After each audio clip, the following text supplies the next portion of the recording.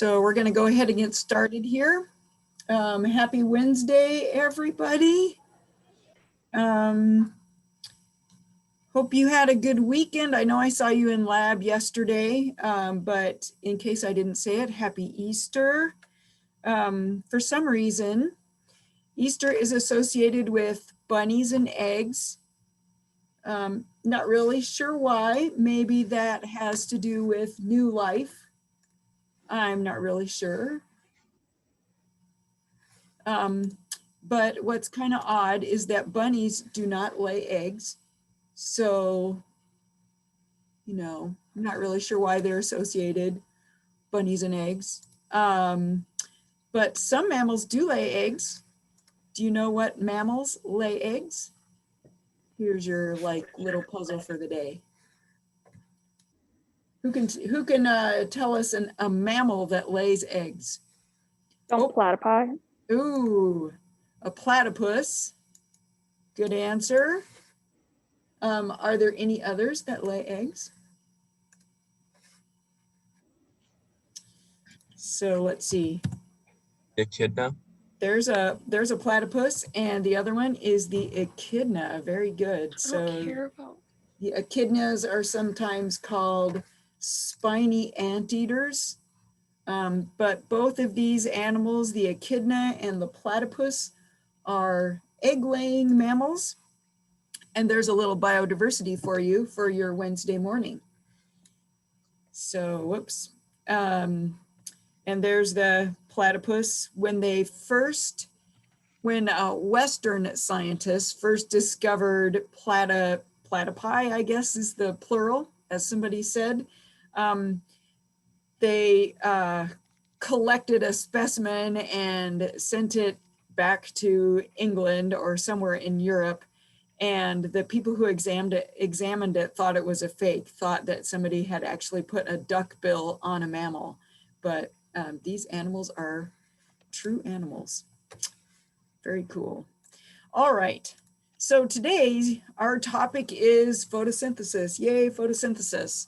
Photosynthesis is an amazing process. It is like miraculous to me.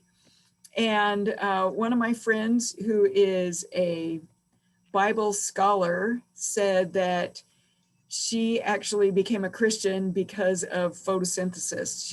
In the spring, she noticed that leaves were coming on the trees, and she was like, there has to be something behind this. There has to be a God.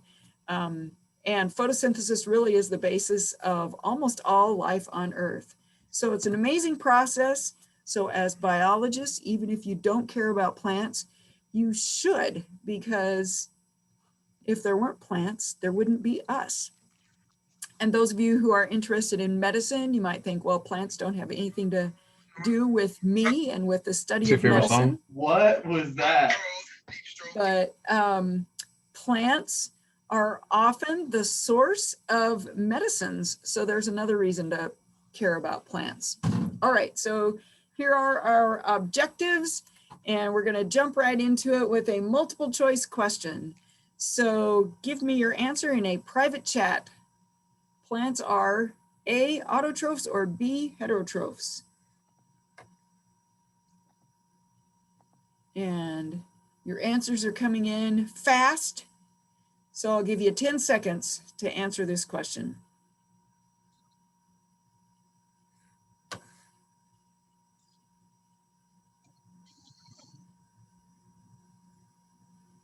Okay, and I think everybody got this right. Everybody said autotrophs. Plants are autotrophs, which means they are self-feeders, which means they make their own food.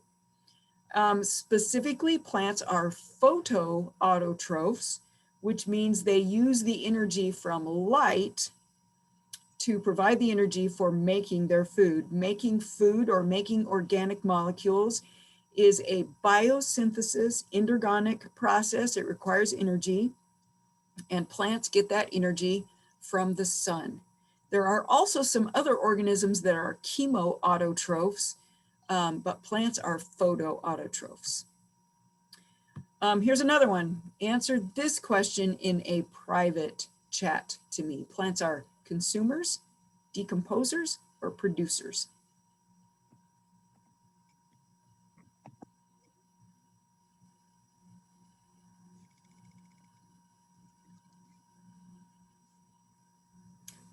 Okay, 5 more seconds.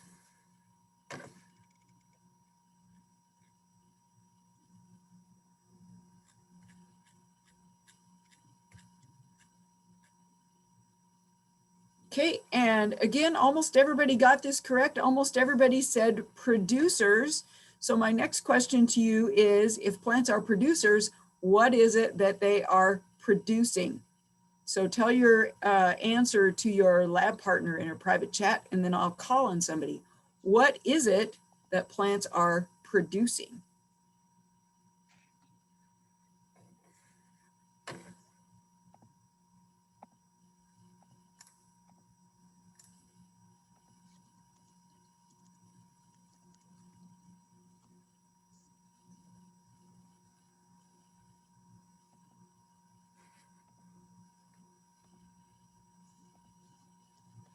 Okay, I'm going to call on Kylie. Kylie, plants are producers, so what do they produce?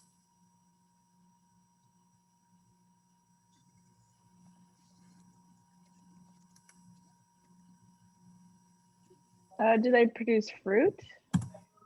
Well, that's one thing that they produce. They produce all kinds of food that other animals eat. So the first thing they produce in the process of photosynthesis would be sugar. But they can use that sugar to make fruit. They can use that sugar to make cell walls and make leaves and make wood. So they produce all of the food that other animals consume. And some of you might also have noted that plants produce oxygen that is needed by aerobic organisms like us. So very good. The 3 people that sent me a message indicated oxygen, and a couple of them also said glucose. So yeah, they produce the food that other organisms eat.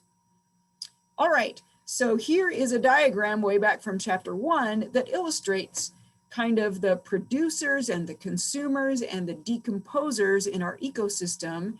And plants, the plant here is in the middle, and the plant does photosynthesis, which produces organic molecules.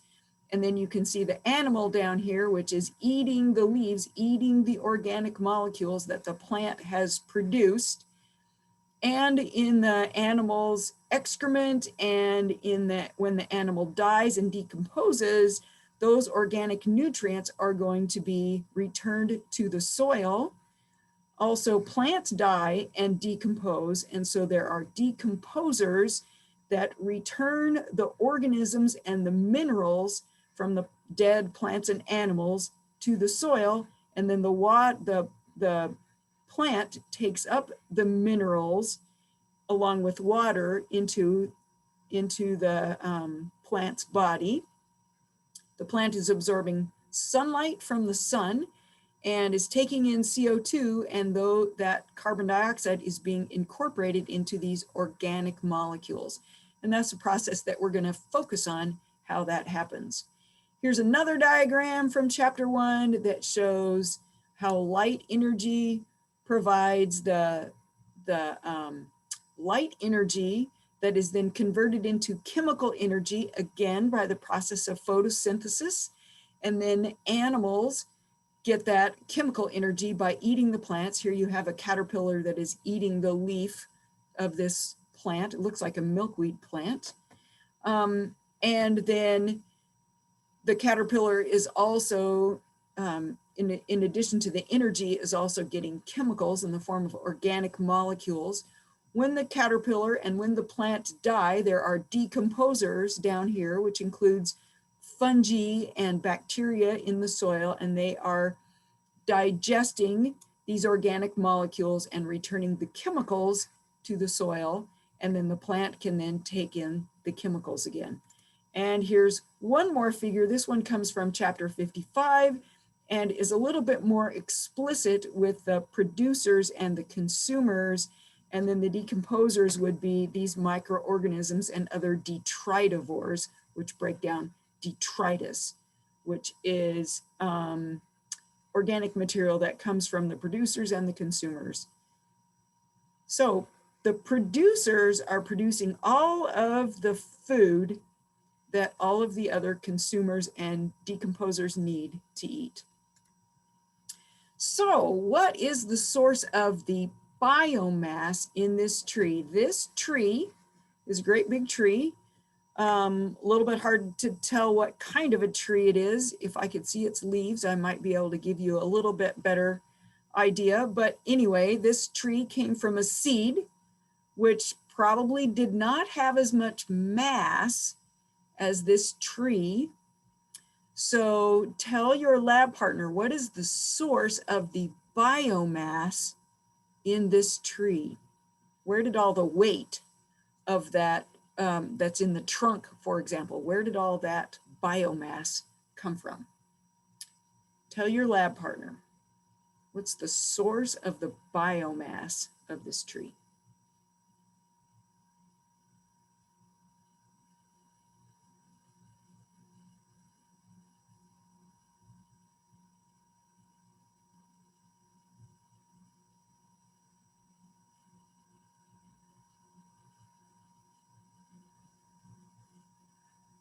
What is the source of the biomass? Where is that mass coming from?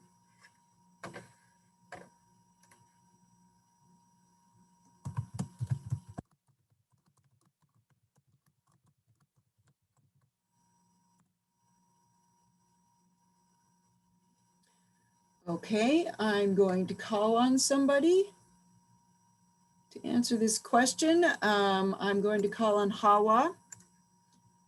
Hawa, what is the source of the biomass? Where does this biomass come from?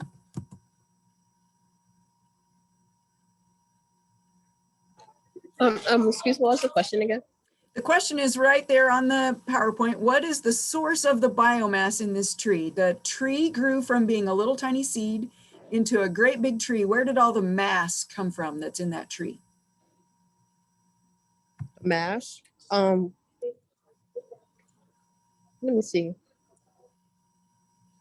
I would guess like all the nutrients has been like acquiring as it grows up from the soil and stuff like that. Okay, so nutrients from the soil. So let's take a look. Let's look at an experiment that was done to look at where the mass comes from. So this experiment was done by Jan Baptista von Helmont in the probably 1600s, early 1600s. He wanted to know if the mass of a tree comes from the soil. So he wanted to know basically if the tree eats the dirt. And so to test this hypothesis, he measured out 200 pounds of dry soil, and then he measured out the mass or the weight of a seedling, a willow seedling, and it weighed 5 pounds. And he put it in the soil and he let it grow for 5 years. And the only thing that he did is that he added water. So that was the only thing that he added to this pot. And at the end of his 5-year experiment, the willow had grown quite large. It was up to 169 pounds, not counting the leaves that fell every autumn. So he didn't try to weigh the mass of those leaves that fell. But at the end of 5 years, the tree was 169 pounds and it had started out being only 5 pounds. So if there was 200 pounds of soil, then how much do you think the soil weighed at the end? Give me your answer in a private chat to me. How much do you think the soil weighed at the end of this experiment?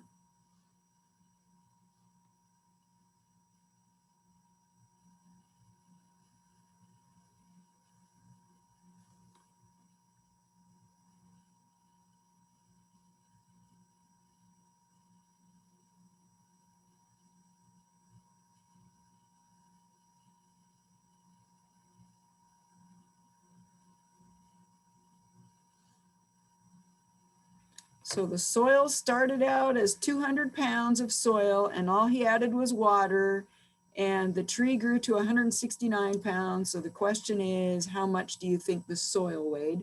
A lot of you are giving me answers.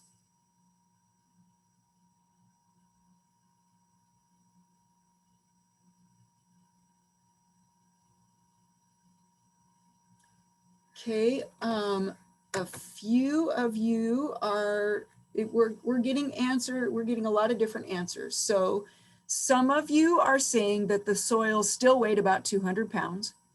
Some of you are saying that you think the soil gained weight. I'm not really sure where you think that weight came from. And some of you are saying that the soil weighed like 31 pounds or 75 pounds, one person said, or 26 or 36. So some people think that most of the weight of the tree came from the weight of the soil. Those of you who said 200 or that it's the same, you guys are the closest to being right. The soil was like 199 pounds. It had only lost a little bit of weight, not very much weight. So most of the weight of the tree did not come from the soil. So those of you that said you thought that the soil was going to still weigh 200 pounds, you were right. And so I'll ask this question to everybody. So if the weight of the tree does not come from the soil, where does the weight come from? So it's not nutrients from the soil that mostly make up the weight of the tree. So where does most of the weight of the tree come from? So you can answer again in a private chat.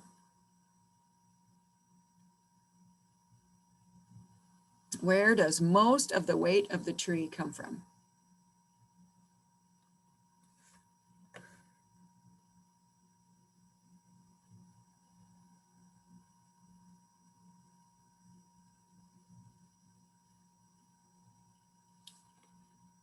Can you guys hear me? Okay.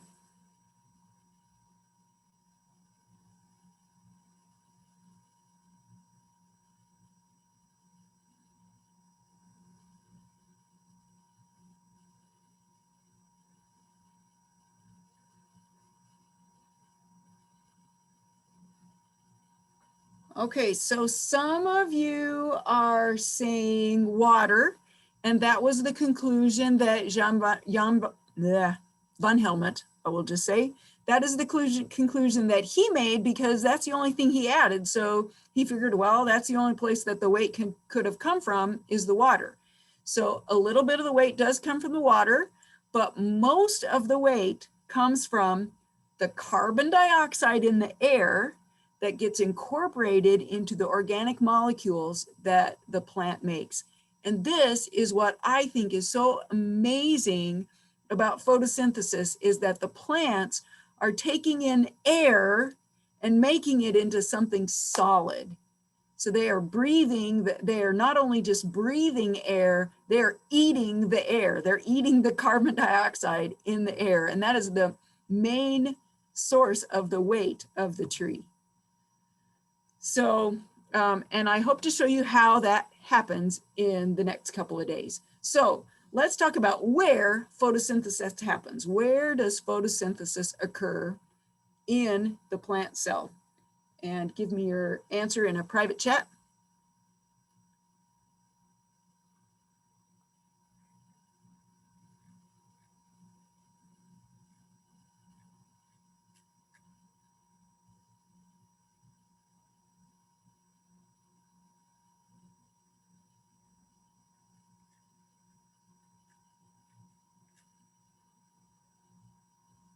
Okay, and almost all of you said chloroplast, and that is correct. Photosynthesis occurs in the chloroplast of a plant cell. So let's look at where these are. Here we have a leaf, and if we just look at a cross section of the leaf, it looks something like this. So this is a diagram of a cross section of a leaf. On the top here, we have the epidermis, which is covered by a cuticle. And on the bottom, there's also epidermis, along with some pores, some openings through the epidermis that are called stomata. And then in the middle of the leaf is a layer called the mesophyll. And it is these cells that are full of chloroplasts. That's what all these little green circles are. These are chloroplasts. And if we took some water plants and put them under a microscope and looked at their cells, we would see cells kind of like this. And all of these, we would be able to see under a microscope all these little green discs that are chloroplasts. And each individual chloroplast is somewhat disc shaped. And in your homework today, I asked you to label the parts of the chloroplast. And so you should have learned that the chloroplast has a double membrane. So it's got an outer membrane and then a little space that's called the intermembrane space, and then the inner membrane. And then there's another set of membranes inside that is called the thylakoid membranes. And inside the thylakoids is a space, the space on the inside that's called the thylakoid space. And a stack of thylakoid membranes, you can see that they are stacked up. A stack of thylakoids is called a granum. And then the liquid on the inside of the chloroplast, that is kind of like the cytoplasm of the chloroplast, is called the stroma.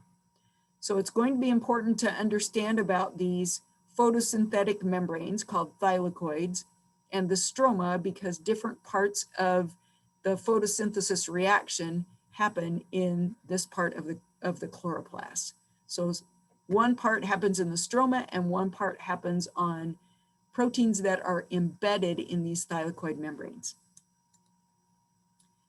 So see if you can write down the chemical equation for the overall reaction of photosynthesis. Test yourself, see if you can write this down. I ask you to do this for the homework. See if you can write it down on your paper there. Write the chemical equation for the overall summary reaction of photosynthesis.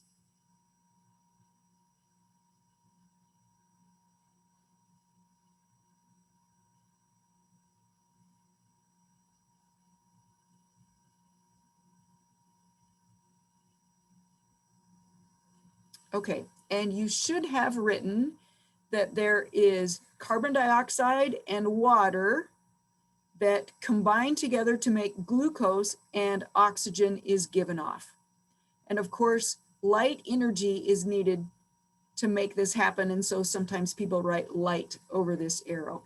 So 6 carbon dioxides and 6 waters can be combined to make one 6 carbon molecule called glucose and 6 oxygens that are given off.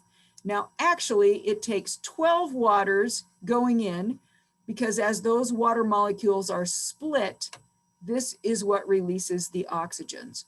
So 12 water molecules are split during the light reactions to generate the oxygen, and then 6 new water molecules are created. So this second reaction is more accurate to what actually happens in photosynthesis. We sometimes simplify it to just put 6 waters on the left side and not put any on the right side.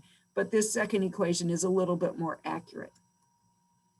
So that leads us to this question. During photosynthesis, oxygen is produced. So where does that oxygen come from if you think about that chemical reaction? And you can answer this in a private chat as well. During photosynthesis, oxygen is produced by what?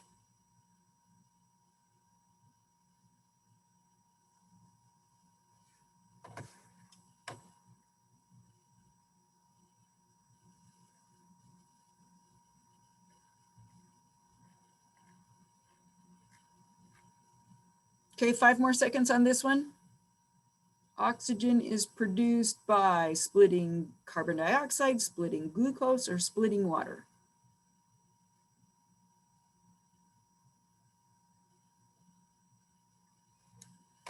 Okay, and most of you said splitting water. So how would you design an experiment to answer this question? How do you know? So send a private chat to your partner to answer this question. How would you test a hypothesis that oxygen comes from water?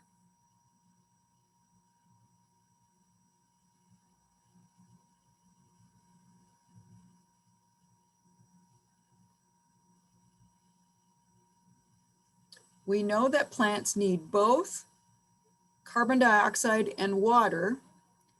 So how could we test to see where the oxygen that is generated is coming from?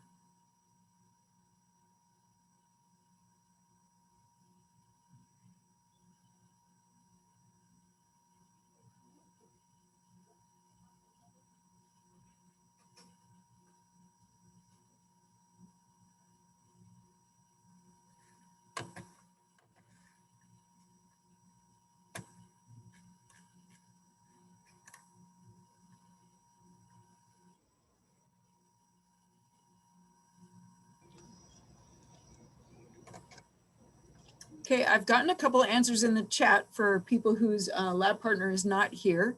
And I think these are useful answers.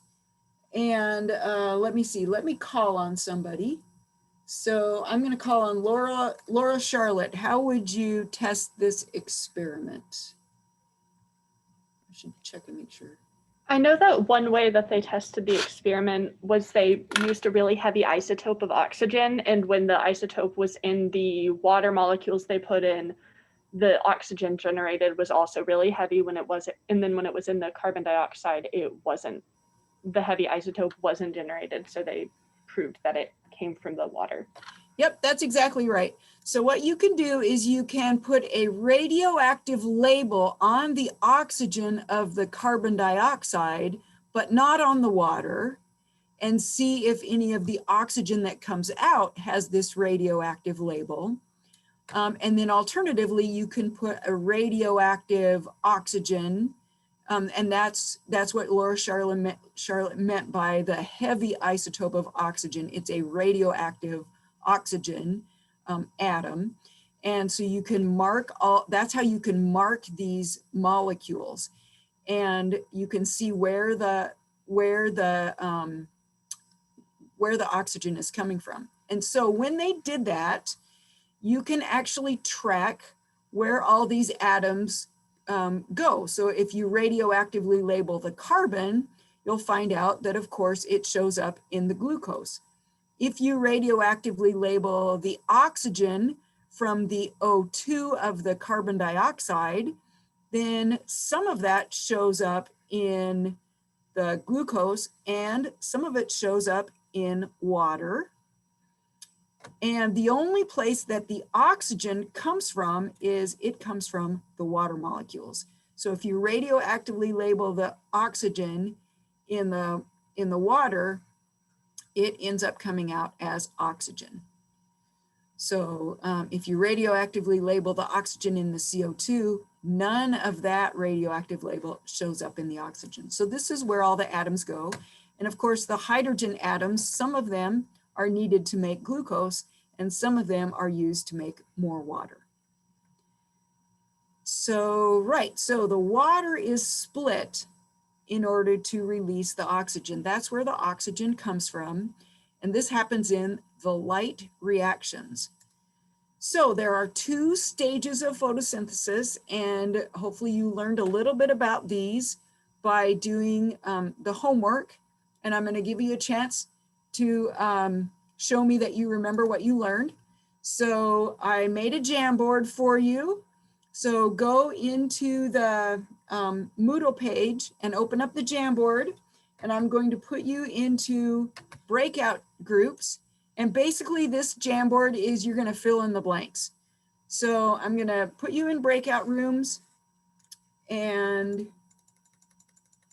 you can work with your teams to fill in And so I've created these breakout rooms and all these rooms are open. And your goal is to kind of complete the blanks in the Jamboard.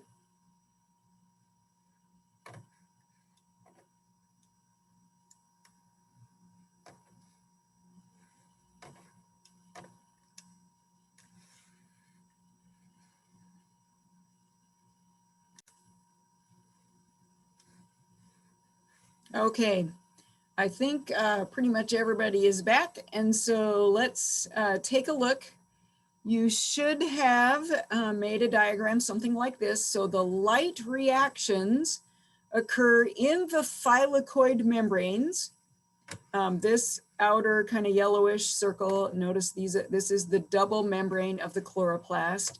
And then these are the thylakoid membranes. And they're green because the chloroplast molecules are embedded in the thylakoid membranes.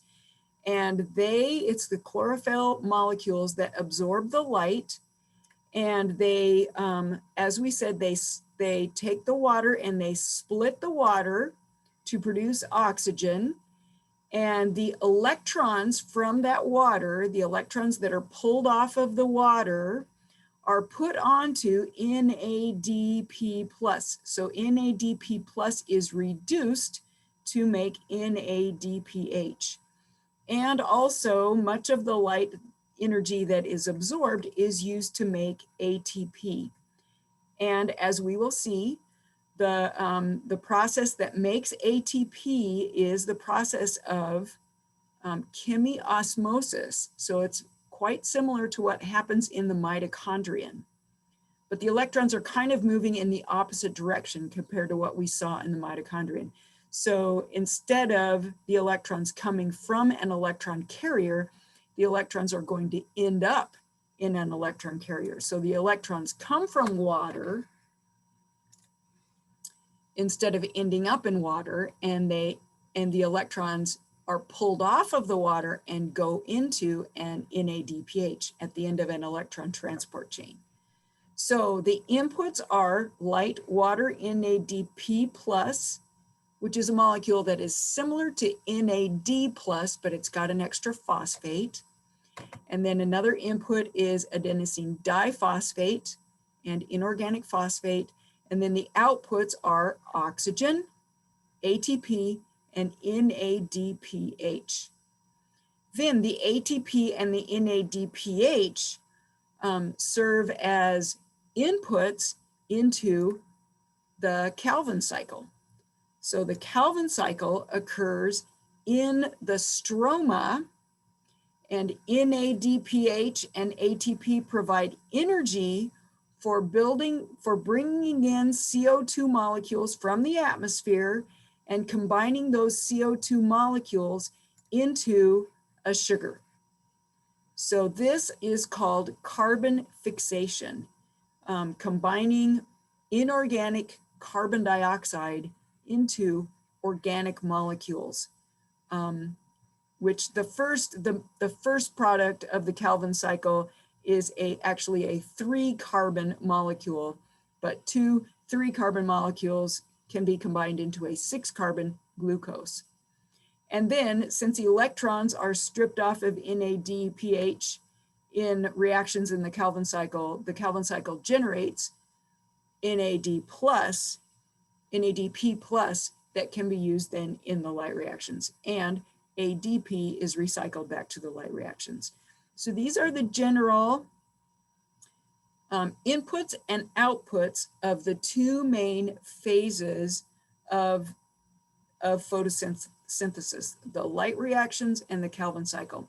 By the way, both of these reactions typically happen in the daytime during light. And so the light reactions always have to happen during the light.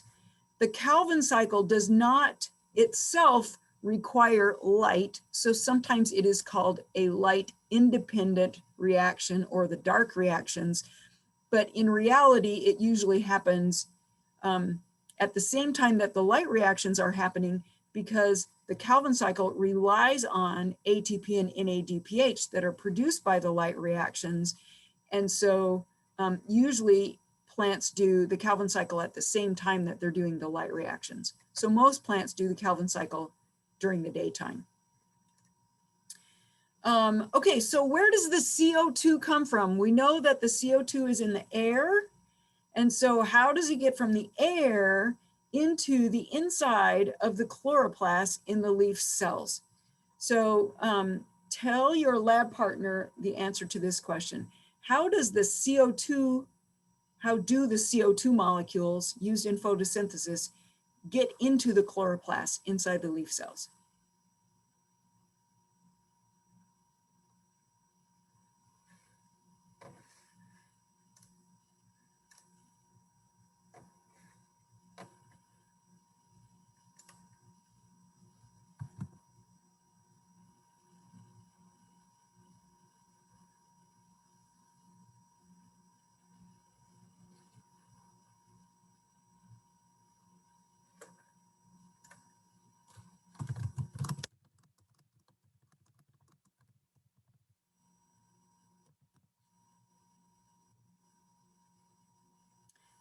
Okay, Cullen, can you explain to us how the carbon dioxide gets into these leaf cells, gets to the chloroplast?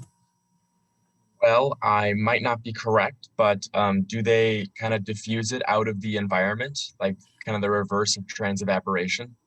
Okay, so as you learned so that's an important part of the answer. It's part of the answer. It's a really important part of the answer.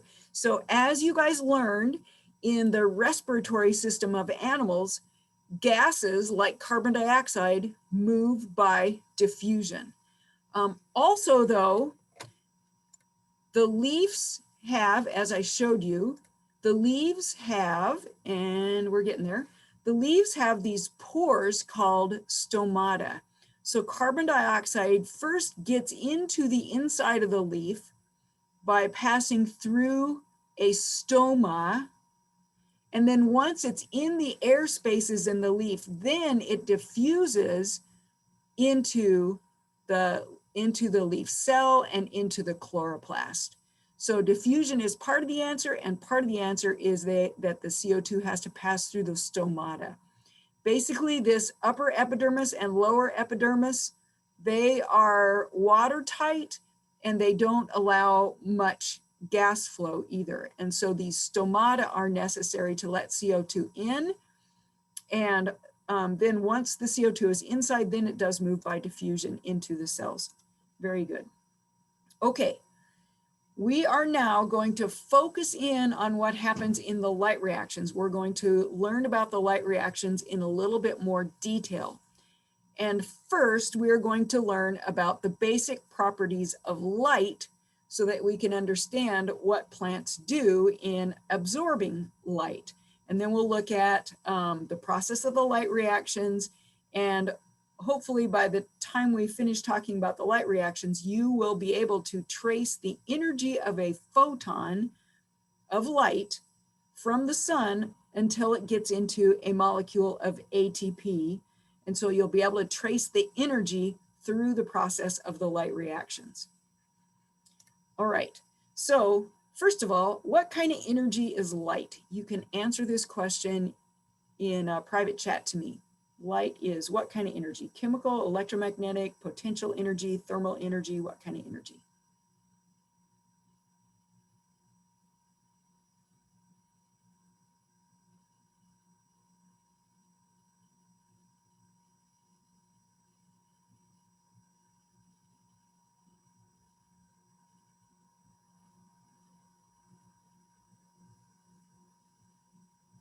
Okay, this question is a little bit more difficult for you. I'm getting lots of different answers. I've seen A, B, C, D, all of these choices as answers.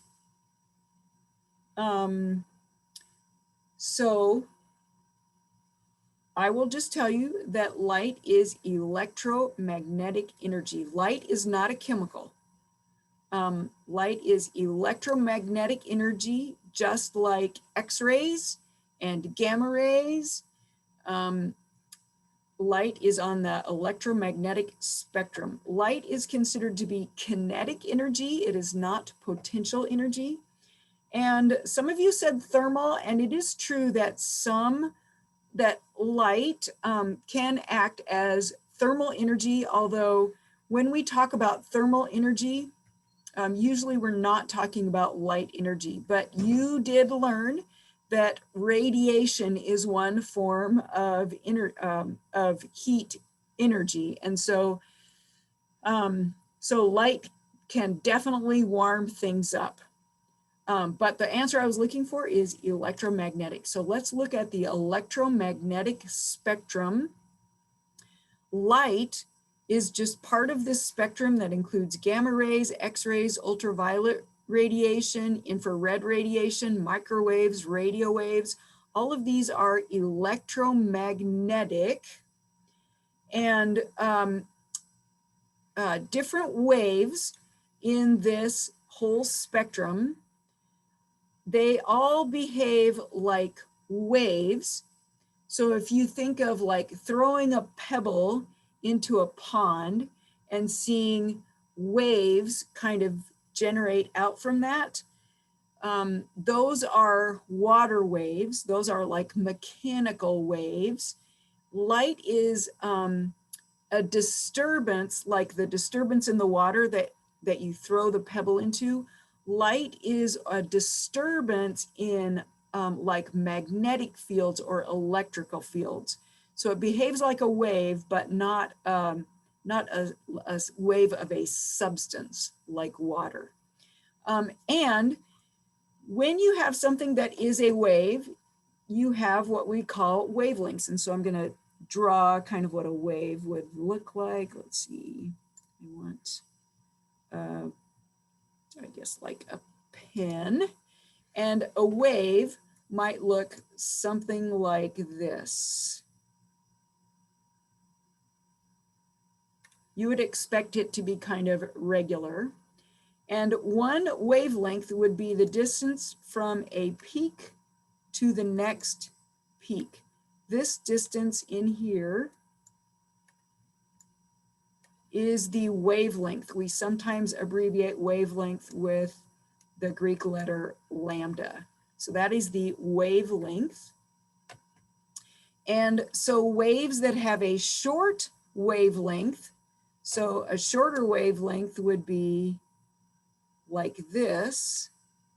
So waves over here on the shorter wavelength end would have higher energy, and waves on the red end have lower energy and longer wavelength. So the more waves, the higher the energy is a way of the more waves in a certain length. So you can see the wavelength here is much shorter. This is the wavelength of this shorter wavelength. Okay, I'm going to go back to my pointer.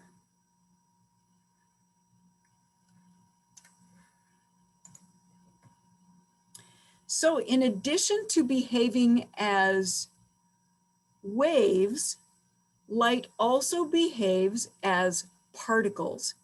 And so a photon is like a particle of light energy. A photon is not actually an object, but it sort of behaves as an object. It is what we call a quantum of energy, or a fixed quantity of energy.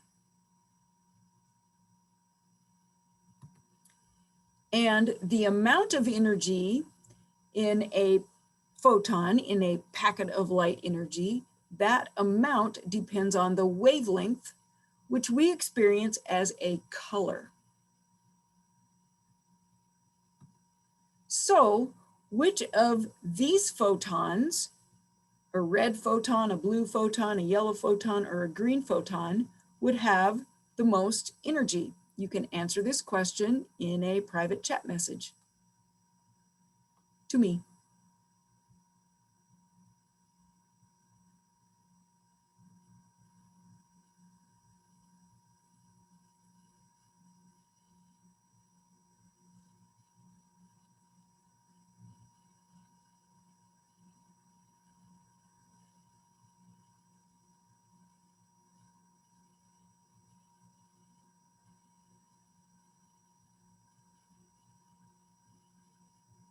Okay, so you guys are kind of split on A's and B's. I would say the majority of you are saying B's, which is the correct answer. A blue photon is over here toward the higher energy end of the spectrum. So a blue photon has a shorter wavelength and a higher energy than either a green or a yellow or a red. So the red photon would have the lowest energy, and the blue photon, actually the lavender or violet photons would have the highest energy of the visible light. And even higher energy would be ultraviolet radiation. And that is why ultraviolet radiation in sunlight can cause sunburns and can cause cancer because it's a high energy wavelength. Infrared is lower energy, quite a bit lower energy. All right, now let's talk about what pigments do. Pigments absorb light.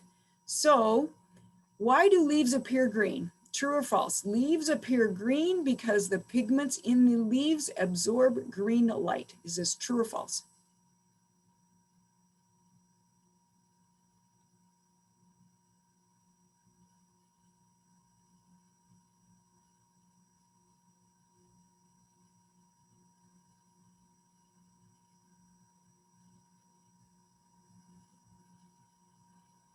Okay, some of you guys are saying true, but the majority of you are saying false, and false is the correct answer. Leaves do not absorb green light.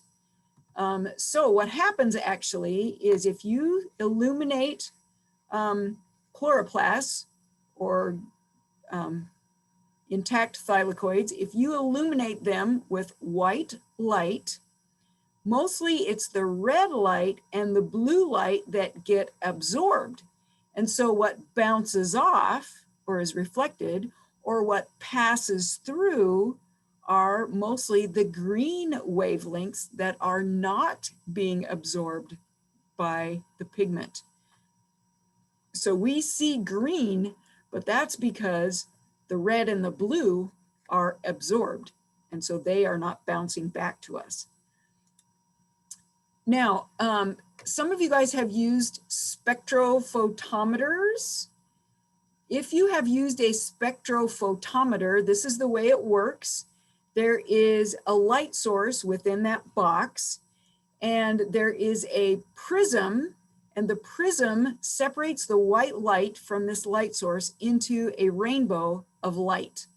And then there's a little barrier with a slit in it, and if the slit only lets green light go through, you can see that this green light passes right through the chlorophyll solution and right onto the detector, the photoelectric tube, and then that causes a reading. So this reading is showing that there is a very high transmittance, almost 100% of that green light goes right through the chlorophyll solution.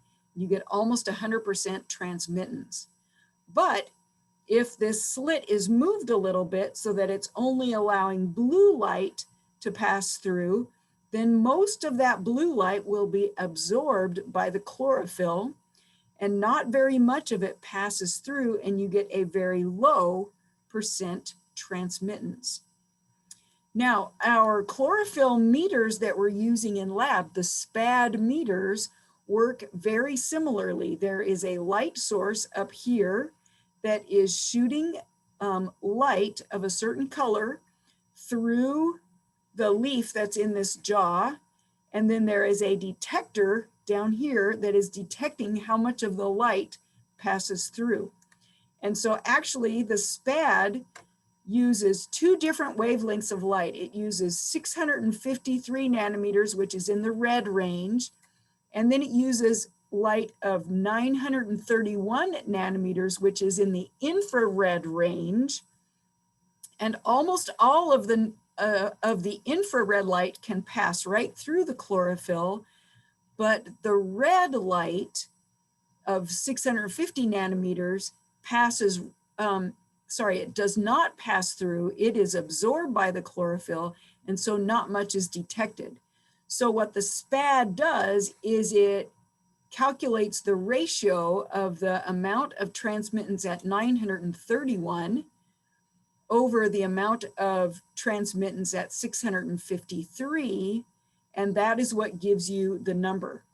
The higher the number you get, the lower this number on the bottom is. So this number on the top is always going to be pretty high, and this number on the bottom, if it gets smaller because more light is being absorbed, then you would have a higher reading. And so you can see the darker green, the lighter green over here has a reading of 20. And the darker green over here has a reading of 44.8. And so you guys were getting readings, some of you guys were getting readings in kind of the 30s, the 30s and low 40s maybe for your chlorophyll measurements yesterday. And so that's what it's doing, is it's measuring how much of this red light is being absorbed. So the early experiments that were done on what colors of light are absorbed were done using bacteria. And so we have two different kinds of organisms shown in this picture. On the bottom here, we have a photosynthetic algae, a filament of algae.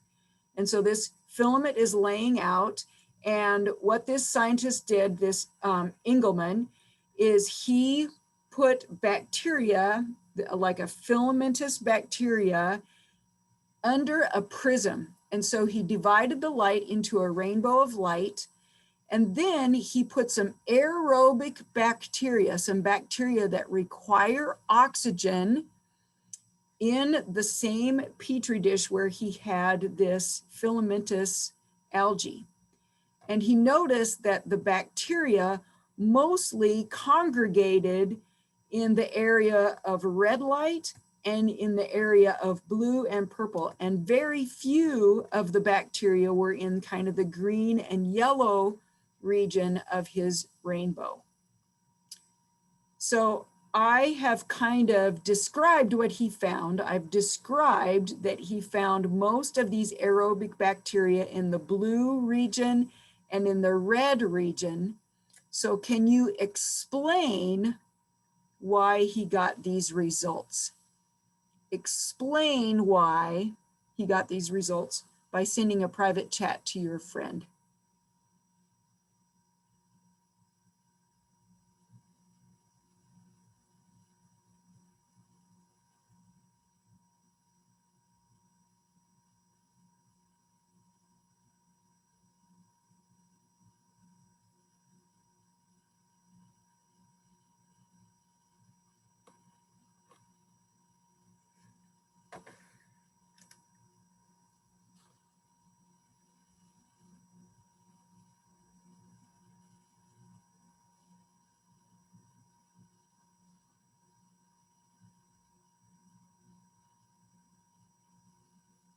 Okay, now that you've had a chance to think about it for a minute, Bella, what was your explanation or your partner's explanation?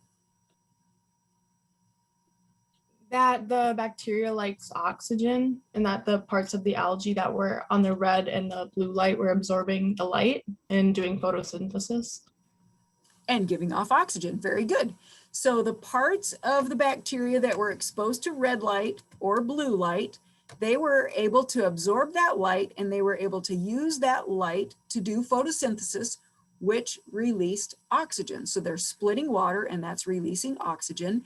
And so that's where these bacteria hang out, and that's where they're able to divide, because that's where the oxygen is. In this part of the bacterium, it's not absorbing this light. It's not able to split water and release oxygen. And so the bacteria really can't live there. So good answer, Bella. Very good. All right, so here we have a diagram that shows the action spectrum or the absorption spectrum of light by various pigments. And so you can see two kinds of chlorophyll, chlorophyll A, which is a little bit more blue-green, and chlorophyll B, which is, I don't know, what would you call that color of green? Green or grass green or something like that. Both chlorophyll A and chlorophyll B absorb light in kind of the purplish bluish region of the light spectrum. And you can see that they don't absorb light here in the green and yellow part of the spectrum, but they do absorb light kind of in the orange or red region. Another pigment called an accessory pigment that is also found in leaves is called, well, there are a bunch of these, that's why it's carotenoids.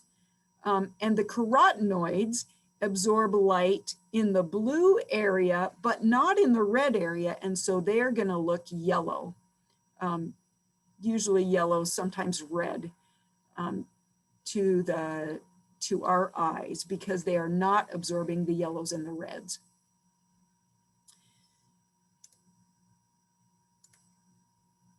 And I was going to ask you to interpret it, but I've kind of interpreted it for you. So we'll move on. Okay, so now, how does a pigment absorb light? So all of you chemists out there, what actually happens to the molecule when it absorbs a photon of light?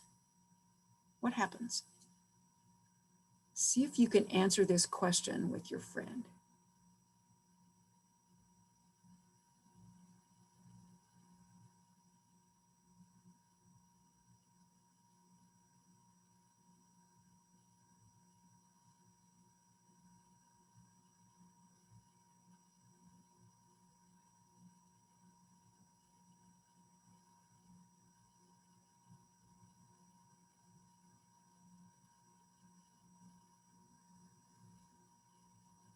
Okay, now I'm going to try to draw a diagram on our screen here.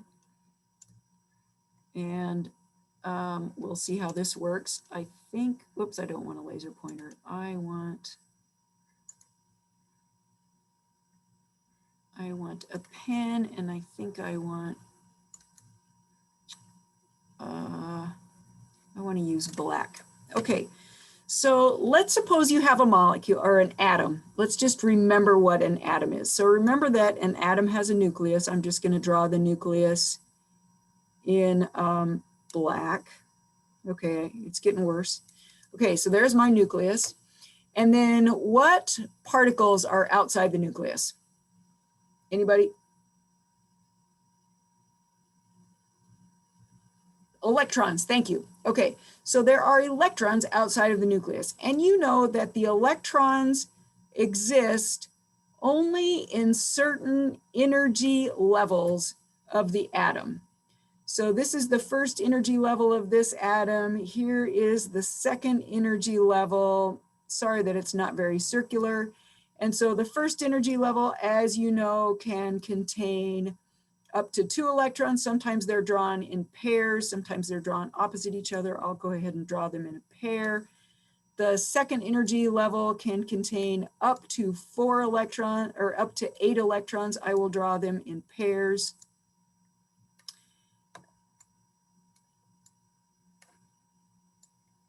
Okay, so each of these circles is meant to be an electron. When a photon of light energy, I'm going to shift the color of my pointer to being, I'll make it red. When a photon of light energy that has just exactly the right amount of energy strikes one of the electrons, let's say it strikes this electron, if this photon has just the right amount of energy, this electron can bounce up to a higher energy level, but only if this photon has the exact quantum of energy that's needed for this electron to land right where it needs to in that second energy level. If it's too much energy, there's no place for it to land. If it's too little energy, there's also no place for it to land. So think of it as being kind of, these are kind of like rungs on a ladder. You can only step on the rung. You can't step in between. So when a pigment absorbs light, what happens is it only absorbs the wavelengths that have the right amount of light to elevate electrons up to a higher energy level where they can land. And And so I think I'm going to have to get rid of this diagram in order for you to see my next thing. So I am going to, I'll click and see what happens.